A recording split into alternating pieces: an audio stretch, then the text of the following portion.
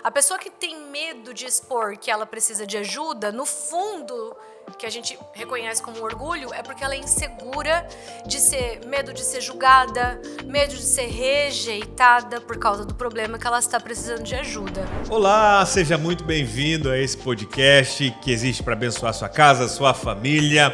O podcast A Gente é Família!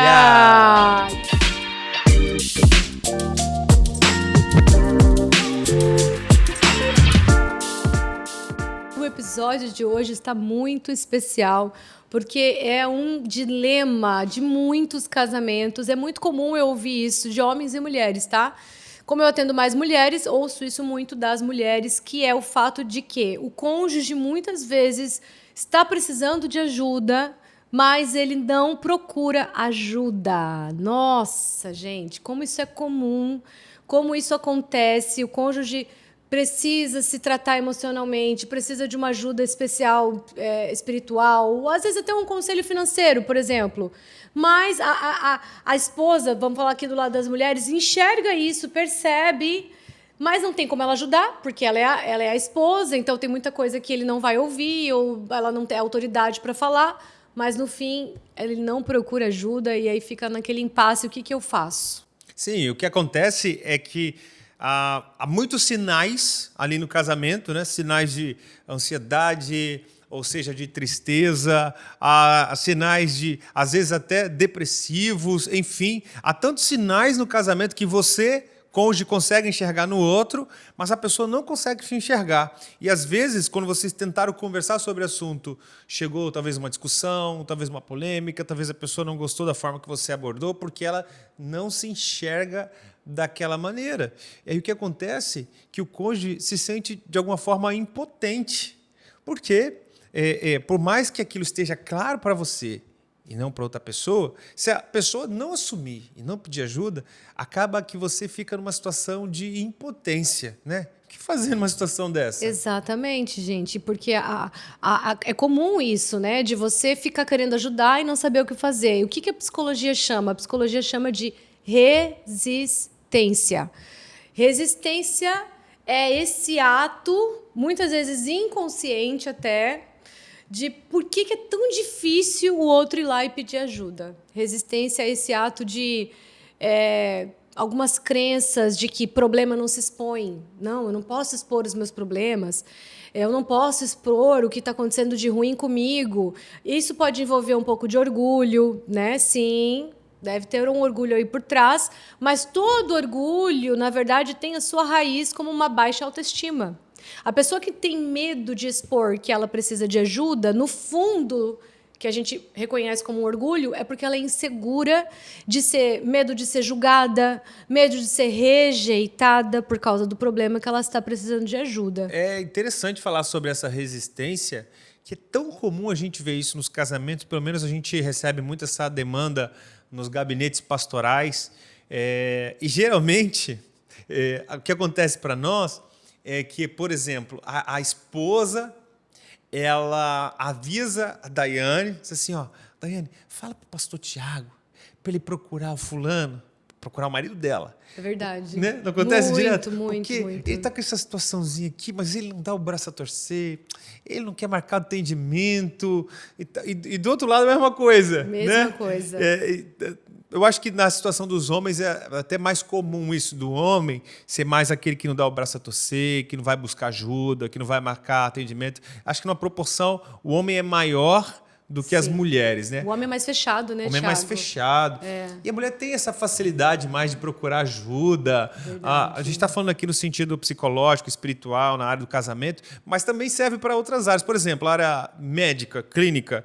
Geralmente, a mamãe é a primeira que sai procurando um médico. Exatamente. Chega assim, né? É o seguinte, o filho está aparecendo aqui, vamos no médico. Já vai marcar consulta, já vai correr atrás. Então, na maioria dos casos, a mulher é mais aberta para procurar ajuda, seja física, espiritual, mental. E é interessante você falar esse negócio psicológico sobre a resistência, porque a Bíblia também fala isso. Você trouxe um pouco do lado psicológico, eu vou trazer o espiritual. Olha o que diz o apóstolo Paulo na carta aos Gálatas, capítulo 6, versículo 2. Paulo diz assim, levem os fardos uns dos outros. Isso está falando na nossa irmandade em Cristo. Quanto mais marido e mulher. Quanto mais marido e mulher. Quer dizer, um deve levar o fardo, ajudar, contribuir a carregar. Mas também no verso 5, está dizendo assim, ó, e cada um deve levar a sua própria carga. Interessante, hein? Parece que existe uma certa contradição aqui, mas não existe, não. Porque num versículo, o apóstolo Paulo está falando sobre a responsabilidade humana de que cada um vai prestar conta do fardo que recebeu. Deus não dá uma prova maior daquilo que você possa carregar. Isso também está escrito na Bíblia. Então, por isso, cada um vai prestar conta de si, do seu fardo, dos seus problemas. Mas num casamento, sabe, quando a pessoa pede ajuda, quando a pessoa está ali capengando, ou quando a pessoa está fraca, ela está caída, nós precisamos ajudar a levar aquele fardo pesado. Ou seja, o outro versículo é um versículo pastoral. É um versículo pastoral. Qual é o versículo pastoral? É que você tenha um cuidado com aquela pessoa que ela não está conseguindo caminhar sozinha, porque ficou pesada demais. Seja emocionalmente, espiritualmente, às vezes financeiramente. Né? Tantas situações que podem acontecer que quando alguém não estiver conseguindo caminhar sozinho, a gente tem que ajudar. Especialmente você, cônjuge.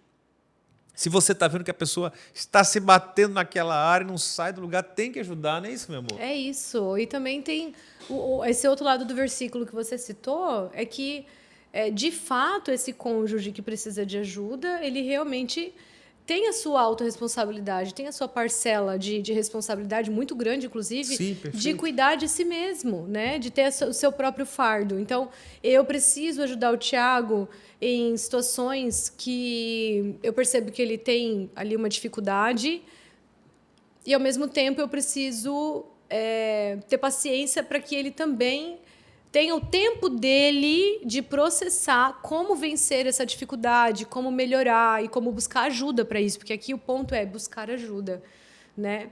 E aí, vamos para a parte prática, que é o que você gosta. Primeiro ponto, o que fazer, né? O que fazer quando o meu cônjuge não procura ajuda? Qual é a minha parte nessa história? Primeiro, simples, mas muito poderoso, é orar. Ai, mas pastor, eu já oro. Tá, mas de que lugar você está orando? Porque às vezes a gente ora a partir de um lugar de reclamação, não de um lugar de dependência de Deus, de intercessão, de amor. Eu quero trazer esse ponto aqui para você. Porque todo mundo cristão que talvez vai trazer esse assunto para mim vai dizer que já ora. Mas quando eu vou conversar com a pessoa, Tiago, eu percebo que a pessoa ora a partir de um lugar de raiva. Tipo assim, poxa, meu marido podia pedir ajuda e ia facilitar a nossa vida. E quando ela vai orar, ela vai falar, Deus, toca no coração desse homem, porque ele não se enxerga, porque ele tem problema e não busca ajuda. Mas não é a partir de um lugar de raiva, de incômodo, de chateação que Deus vai ouvir o seu clamor. É a partir de um lugar de fé. Qual é a diferença? Quando você ora realmente intercedendo, entregando a Deus o seu cônjuge, aquela área que ele não está te ouvindo e ele também não está procurando ajuda, esse lugar te gera descanso. O lugar de entrega por oração é onde você intercede por alguém, aquilo gera uma confiança de que Deus realmente vai cuidar de você e vai cuidar da pessoa que você está orando. Então, seja qual for a situação, ore a partir de um lugar de entrega, não a partir de um lugar de reclamação. Muito bom. E a oração, ela é testada pela paciência e pela permanência. É verdade. Né?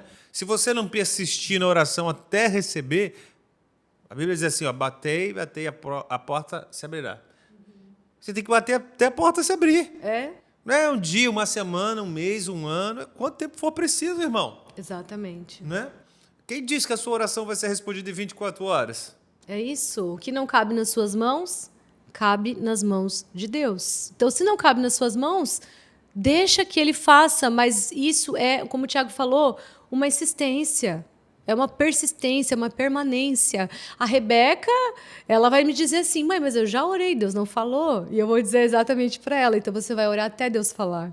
Porque É a isso. criança é assim, a É criança é isso. impaciente, né? A maturidade em Cristo nos gera uma paciência de saber que o Senhor está fazendo, Sim, a mesmo no oração é silêncio. testada pela paciência, sem dúvida. Agora, tem um segundo conselho, Sim. também de forma prática, que é você precisa conversar com o seu cônjuge. Primeiro momento, você orou? Amém. Agora, converse. Ah, mas eu já falei. O que você falou? Na hora da briga, você falou, você precisa procurar ajuda. Você falou. É. Né? Ou, às vezes, na hora do confronto, você tem que procurar ajuda, você sabe. Não é esse tipo de conversa. Conversa com calma. Conversa usando as palavras certas. No tempo certo. O que é no tempo certo? De preferência, não é quando aconteceu uma situação. Não é na hora da discussão, não é na hora da briga. Sabe? Pega um momento que seu cônjuge vai estar totalmente desarmado. Fala com jeitinho. Amor, vamos conversar sobre o assunto? Eu tenho algo importante para falar. Sobre o quê? Sabe aquela situação?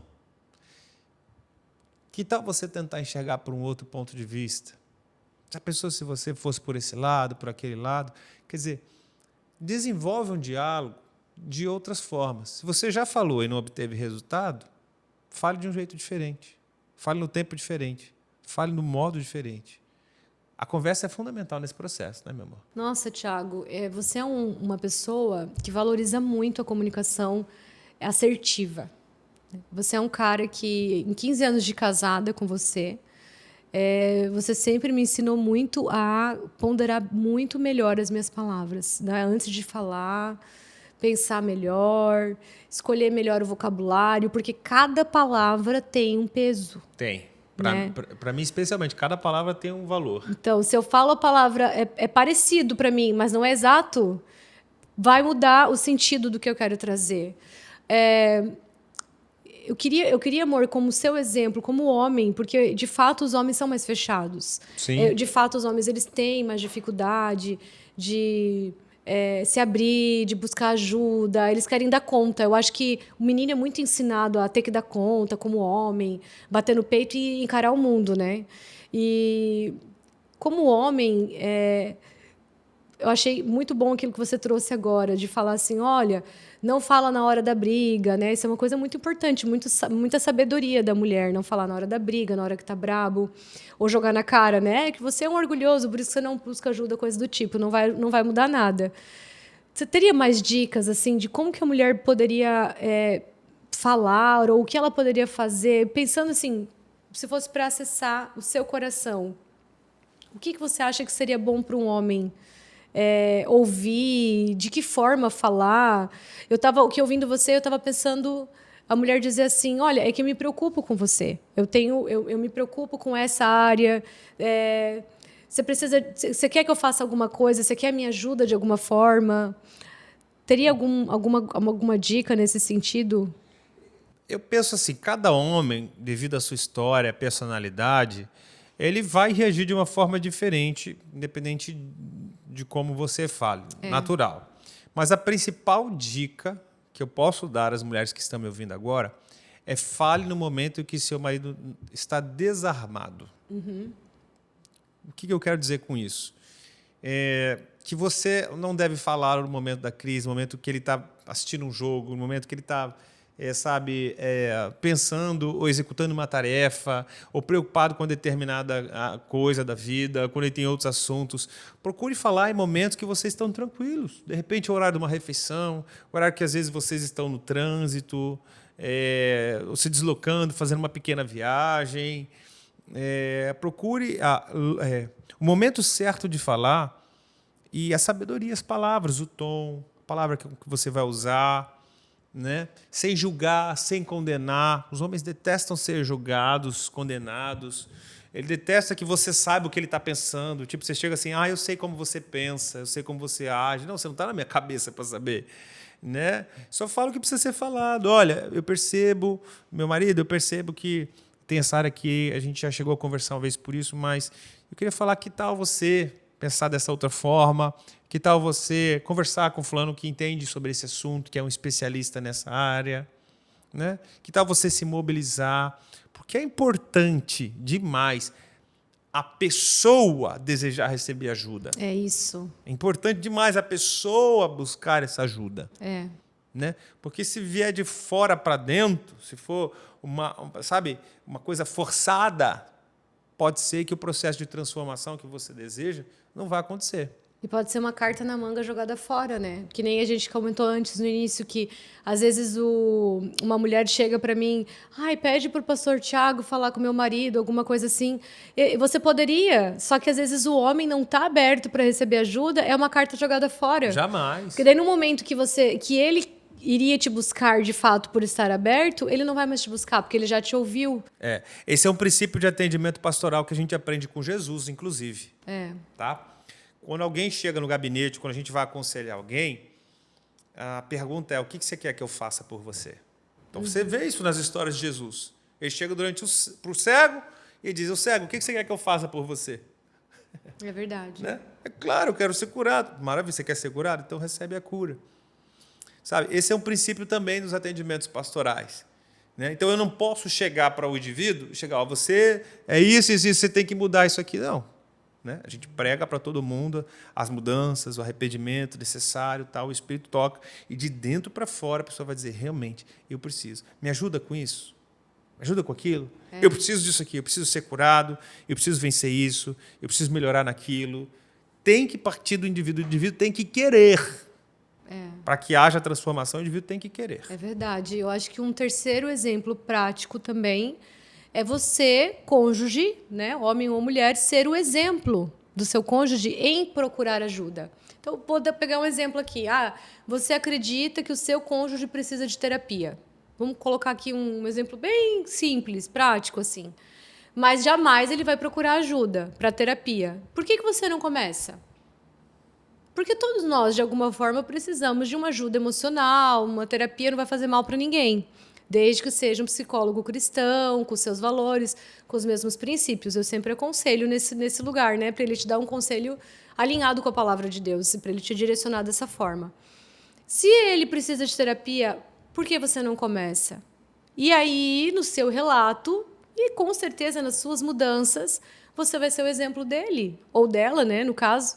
Você vai poder dizer: nossa, amor, está sendo tão bom fazer terapia, está sendo tão bom esse tempo para mim, nem imaginava, nossa, nem imaginava quanto ia ser bom. E aí eu creio de verdade que você vai ter melhoras, que você vai ter mais paciência para ouvir ou para suportar algumas situações. O seu cônjuge vai perceber essas melhoras. Ele vai perceber vai ser uma inspiração. Exato. Vai ser uma inspiração e não uma reclamação, né? Isso. Você tem que fazer aquilo, não, vai ser uma inspiração à pessoa. Olha, mudei isso na minha vida, mudei aquilo. Nossa, tá sendo ótimo para mim. Tá sendo não imaginei ótimo. que ia ser tão bom. E aí, como inspiração, ele vai começar a ficar curioso. E outra, ele vai começar a quebrar paradigmas de que pedir ajuda é estranho, é ruim, ficar abrindo problema para os outros é ruim. Ele vai perceber que não tem nada a ver. E ele vai se inspirar na sua mudança. E eu sempre falo isso para as mulheres. Isso é uma coisa bíblica. Se chama, em outras palavras, autorresponsabilidade. Tá? Seu cônjuge precisa mudar? Precisa. Precisa de ajuda? Precisa. E você? Você sabe o que você precisa de ajuda? O que você precisa mudar? E começa por você. Quando você mudar, quando você buscar ajuda, além de ser mais leve, carregar alguns fardos uns dos outros, ali como a gente citou, além de ser mais leve você ajudar o seu cônjuge, ter paciência no processo dele, porque você vai ter alguma ajuda de alguém, um acompanhamento de alguém, você vai ter mudanças reais na sua vida que, como a gente está falando, vai inspirar o seu cônjuge e vai ser muito mais fácil ele se abrir também. Daiane, o que você está falando daria, na realidade, um outro episódio. Porque, 100%. assim, né, o quanto a gente percebe de pessoas que reclamam no casamento. Qual que é o problema do seu casamento? Meu problema é o fulano. Exato. Meu problema é ele, que não resolve isso e isso na sua vida e só causa problema pra gente. Isso é muito comum, que a pessoa consegue, com facilidade, enxergar o problema dos outros, mas não consegue enxergar o problema dela. Ela consegue enxergar o que a pessoa tem que mudar, mas ela consegue enxergar o que ela tem que fazer de diferente. Né? Então, o problema é sempre mais fácil você apontar. né? Isso não é nenhuma novidade, desde o Éden, né? É verdade. Adão chegou para Deus e Senhora, foi a mulher que o Senhor me deu. Não, autorresponsabilidade é algo muito sério e profundo, né? Adão, por que você comeu do fruto? Foi a mulher que o Senhor me deu. Transferência de responsabilidade. Não vamos fazer um episódio sobre isso, a gente vai poder aprofundar mais. Muito bom. Mas sabe, deixa eu falar um negócio que é importante aqui. Dentro dessas dicas práticas, o que eu estava pensando é o seguinte. Tem o fato também de, às vezes, o seu cônjuge, às vezes ele já buscou ajuda, ele está tentando mudar e você está sendo impaciente com o processo. Isso é um elemento importante para você entender. Aprenda a respeitar o tempo e o processo. Aprenda a respeitar.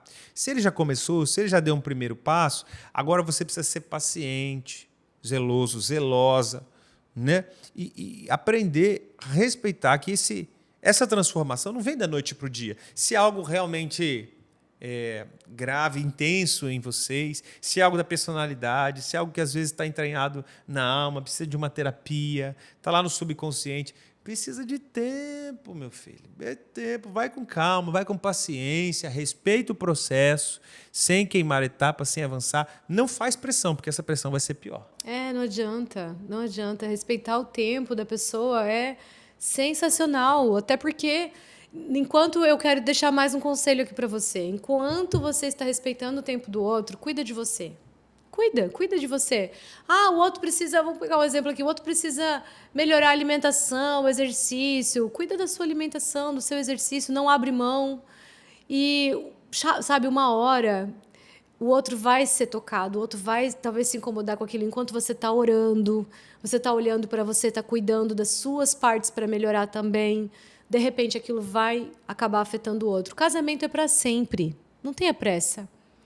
Casamento é para sempre, ou seja, você vai ter muitos dias ao lado dessa pessoa para poder acompanhar esse processo de transformação dela. E o amor constrange muito mais do que a sua pressão. O seu amor, a sua paciência, a sua oração, servir o outro, enquanto você cuida de você, enquanto você muda também as suas questões, enquanto você procura ajuda, tudo isso, todos esses fatores vai constranger muito mais o seu cônjuge a querer ser uma pessoa melhor, a te ouvir um pouco mais, a crescer, a mudar.